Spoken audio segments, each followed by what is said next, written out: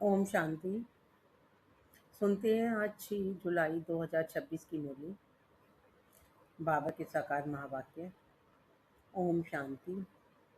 मीठे बच्चे, जीते जी शरीर से अलग हो जाओ, अशरीरी बन जाओ और बाप को याद करो। इसको ही कहा जाता है डेड साइलेंस।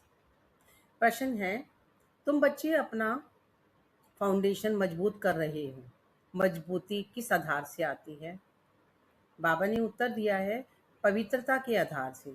जितना जितना आत्मा पवित्र अर्थात सच्चा सोना बनती जाती है, उतनी मजबूती आती है। बाबा अभी स्वराज्य का फाउंडेशन इतना मजबूत डालते हैं, जो आधा कल्प उस फाउंडेशन को कोई हिला नहीं सकता। तुम्हारे राज्य को कोई छीन नहीं सकता। गीत है ओम नमो शिवाय। ओम शांति। बाबा कहते हैं, मुझे याद करो अर्थात अशरीरी बनो, अर्थात डेड साइलेंस। जैसे मनुष्य मरते हैं तो डेड साइलेंस हो जाती है। कहते हैं इनका शरीर शांत हो गया, शरीर और आत्मा अलग हो गई, खत्म हो गया।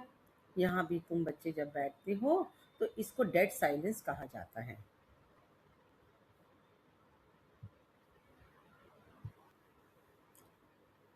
जीते जी अशरीरी बन जाओ, अपनी को आत्मा समझो, बाप को याद करो। तुम जानते हो यह सच्ची शांति है। वो लोग शांति को नहीं जानते, डेड साइलेंस का अर्थ तो जानते ही नहीं। डेड साइलेंस क्यों कहते हैं? याद दिलाते हैं, वह मर गया, शांत हो गया। तुम भी मर जाओ, तुम भी शांत हो जाओ। बड़े बड़े लोग गांधी की समाधि पर जाते हैं, वहां जाकर कहेंगे डेड साइलेंस, अर्थात शांति में बैठो। तुमको भी मालूम है हम आत्मा शांत स्वरूप है, दुनिया को पता ही नहीं। हम अपने स्वरूप में टिक जाते हैं। हमारा स्वधर्म है शांत, हमारी आत्मा शांत स्वरूप है। उनको यह पता ही नहीं, इसलिए शांति मांगते हैं। आत्मा कहती है शांति चाहिए। आत्मा अपने स्वधर्म को भूली हुई है। वास्तव में आत्मा का धर्म ही शांत है। फिर आत्मा क्यों कहती है अशांति? अशरीरी हो बैठ जाओ।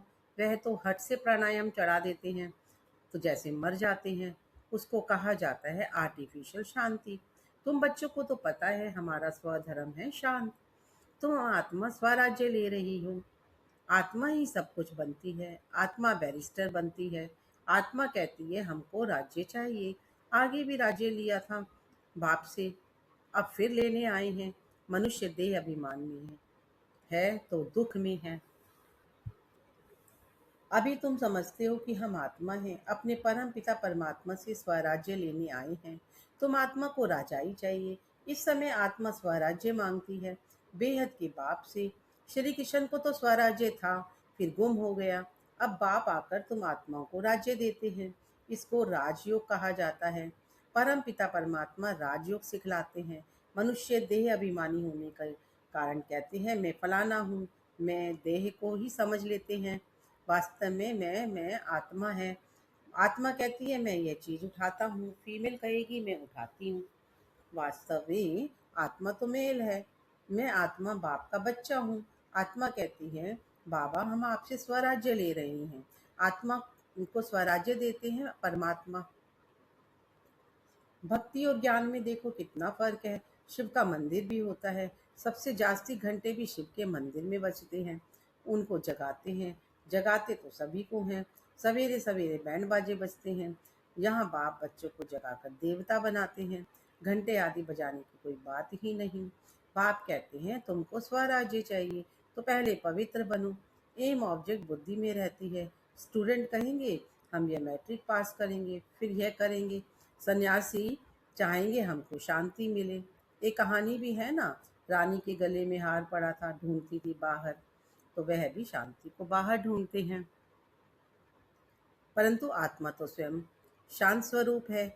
आत्मा अपने स्वधर्म को भूल अपने शरीर को समझ बैठी, शरीर समझ बैठी है। बाप फिर स्मृति दिलाते हैं कि तुम आत्मा हो। तुम आत्मा ने 84 जन्म भोगे हैं। यह बातें दूसरा कोई समझा ना सके। बाप कहते हैं तुम अपने जन्मों को नहीं जानते हो, मैं बताता हूँ। तुम हो ब्रह्मा कुमार कुमारियां। बाप ने समझाया है सिवाय पवित्रता के ज्ञान की धारणा हो नहीं सकती है। कहते हैं ना शेरनी के दूध के लिए सोने का बर्तन चाहिए, तो इसमें भी सोने का बर्तन चाहिए। आत्मा बाप को याद करने से सोना बन जाती है। बाप भी सच्चा सोना है। आत्मा बाप को याद करती है तो ज्ञान आ जाता है। तुम सच्चा सोना पवित्र थे। यह ज्ञान का असर किसको होता नहीं। बाप कहते हैं, मैं तुम आत्मा को स्वराज्य देता हूँ। यह स्वराज्य मिलेगा तब जब पुरानी सृष्टि का अंत और नई सृष्टि की आदि होगी।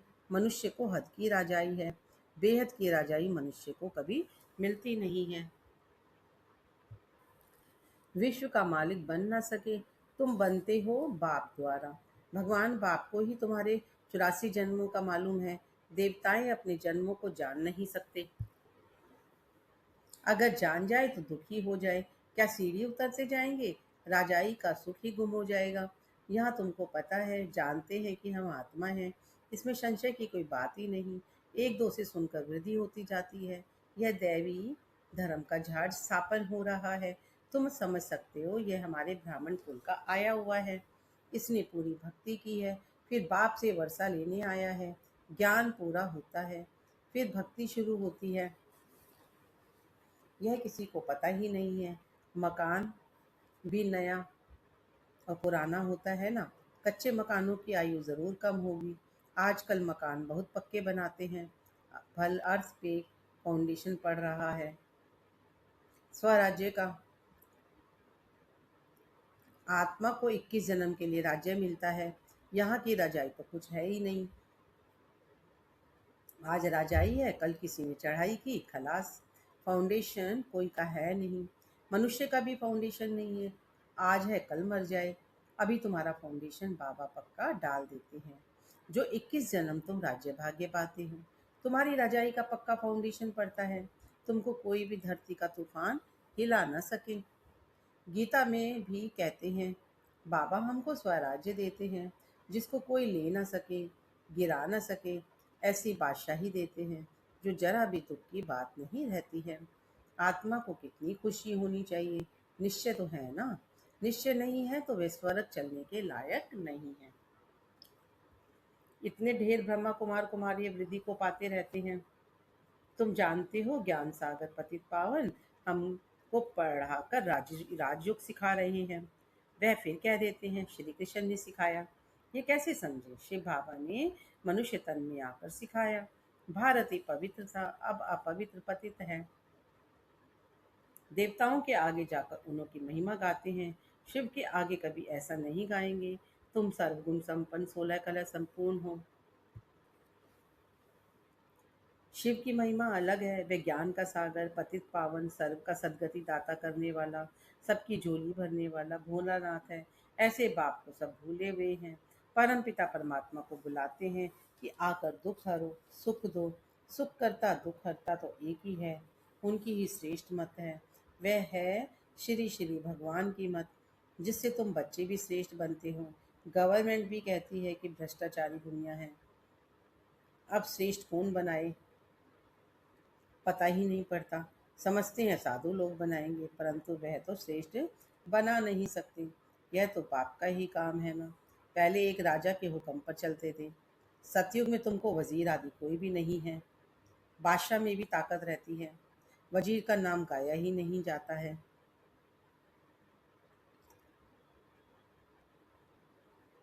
तुम समझते हो हमने विश्व का मालिक बन राज्य चलाया था, ऐसे ही जाकर चलाना है। जैसे चलाया था, बरोबर सतयुग में लक्ष्मी नारायण का राज्य था। हर एक को अपनी अपनी राजधानी मिलेगी। श्री कृष्ण को अपनी राजधानी होगी। दूसरे भी राजाएं होते हैं ना। कम से कम 8 तो है ना। फिर 8 हैं वो, या फिर 108 हैं। आगे चल पता पड़ जाएगा। ऐसे नहीं कि जो पिछाड़ी में ज्ञान देना है वह अभी देंगे। जो जिएंगे बाप ज्ञान देते रहेंगे। देना ही है। ड्रामा में नूंद है। परमात्मा का अभी पाठ है। ये ज्ञान देने का पाठ अभी नूंदा हुआ है। बाप कहते हैं, आगे चल तुम बहुत समझने वाले हो। दिन प्रतिदिन समझाते रहते हैं। यह भी पता चले कि हम वहाँ राजधानी कैसे करते हैं। स्वयंवर कैसे होता है, तुम ध्यान में जाते हो। बैकुंठ में जाकर देखते भी हो कैसे वहाँ सोने के महल हैं, सोना ही सोना है। अपने को पारसपुरी में देखते हो, सोने की ईंटों के मकान बन रहे हैं। समझते हैं थोड़ी ईंटें ले जाएंगे, फिर उतरते हो तो अपने को यहाँ देखते हो। मेरा भी ध्यान में अपने को रास करते श्री कृष्ण के साथ देखती थी। तुम सूक्ष्म वतन में जाती हो, वहाँ हड्डी मांस होता नहीं, फरिश्ते बन जाते हैं। ब्रह्मा का भी शरीर सूक्ष्म देखने में आता है, यही फरिश्ता बन जाते हैं। तुम बगीचा आदि देखते हो, ये बाप साक्षात्कार कराते हैं। तुम कहते हो बाबा हमको शुभी रस पिलाते हैं, अब सूक्ष्म वतन में तो पिला ना सकें। फल फूल बैकुंठ में बड़े फर्स्ट क्लास होते हैं, सूक्ष्म वतन में तो बगीचा नहीं होगा। तुम बताती हो कि बगीचे में गए, फिर वहां प्रिंस था, वह तो बैकुंठ हो गया ना। बैकुंठ के वैभव यहाँ मिल ना सके, वहां तो फर्स्ट क्लास वैभव होते हैं। बाप कहते हैं हम तुमको बैकुंठ का मालिक बनाते हैं, यहाँ तो दुख ही दुख है। कोई ऐसा मनुष्य नहीं जो ऐसा ना कहे कि हे भगवान दुख से छुड़ाओ। दुख में ही याद करते हैं। श्री कृष्ण के पुजारी कहेंगे कृष्ण कहो, हनुमान के पुजारी हनुमान की जय बोलेंगे। यहाँ बाप कहते हैं निरंतर मुझ बाप को याद करो, ऐसा याद करो जो अंतकाल कोई की स्मृति ना आए। काशी कलवट खाते थे, उसमें किए हुए पापों की ऐसी महसूसता आती है जैसे जन्म जन्मांतर की सजाएं भोगते हैं। बहुत पाप किए हैं, इसको कहा ही जाता है पाप आत्माओं की दुनिया। आत्मा पापी है, आत्मा ही बाप को बुलाती है। हे परम पिता परमात्मा, हे परम धाम के रहने वाले शिव बाबा, उनका असली नाम तो एक ही है, वह है आत्माओं का बाप। रुद्र के साथ सालीग्राम शब्द शोभता नहीं है, शिव और सालीग्राम शोभता है। शिव का मिट्टी का लिंग बनाते हैं तो सालीग्राम भी बनाते हैं, पतित पावन तो वही है ना। यहाँ यज्ञ भी रचते हैं। भारत सबसे उच्च है, परंतु देवता धर्म को भूल गए हैं। तुम्हारा आदि सनातन देवी देवता धर्म है, वह तो चला आना चाहिए। हिंदू कोई धर्म ही थोड़े ही है। देवता धर्म वाले ही सतो रजो तमो में आते हैं, जब तमो में आ जाते हैं तो अपने को देवता कह नहीं सकते हैं। वास्तव में हिंदू तो धर्म है नहीं, तो समझाया जाता है कि तुम देवी देवता बन सकते हो, आकर समझो।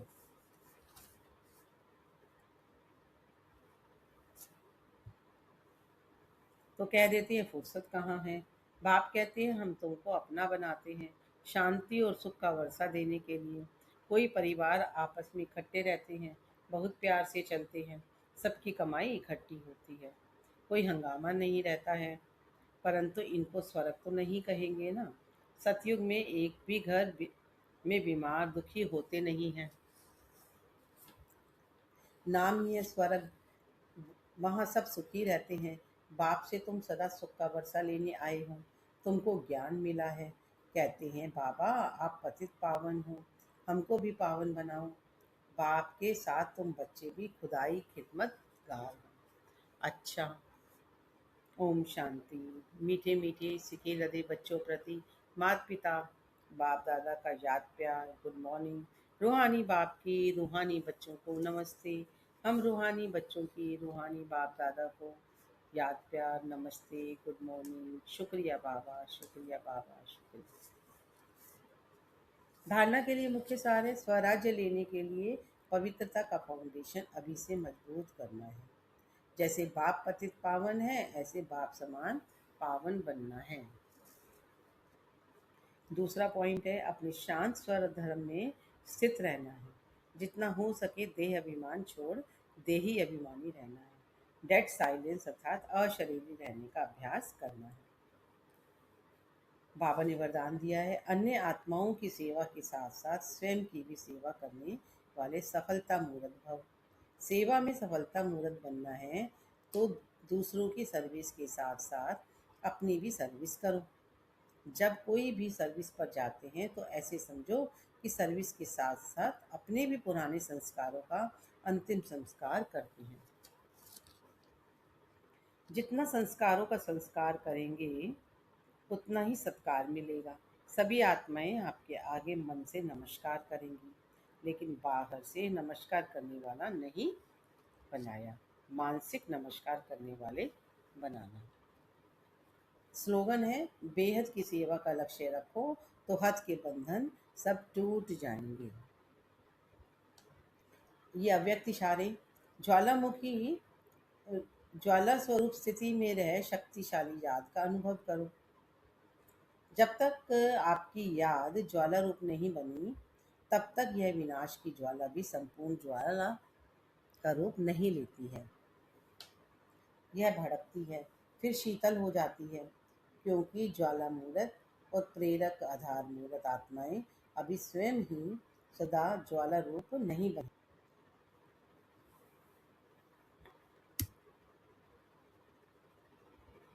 अब ज्वाला रूप बनने का दृढ़ संकल्प लो और संगठित रूप में मन बुद्धि की एकाग्रता द्वारा पावरफुल योग के वाइब्रेशन चारों ओर फैलाओ। ओम शांति, ओम शांति, ओम शांति।